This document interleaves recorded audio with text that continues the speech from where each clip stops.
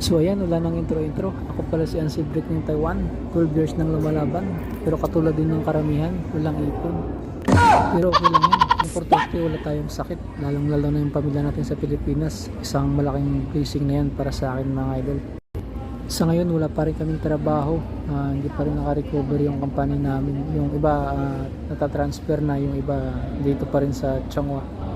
Kung naalala nyo dati may nasunog na factory dito sa Taiwan, yung food processing mga idol, sa amin yun mga idol. Mga next year pa daw ulit babalik yung company namin mga idol.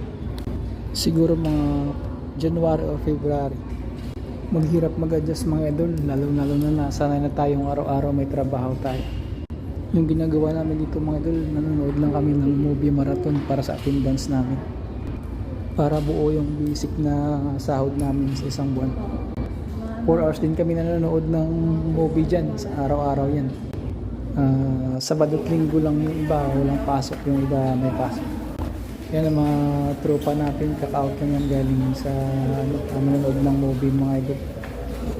Yung iba naghihintay na lang yan ng ilang weeks na lang para transfer sa ibang branches ng company namin mga idol.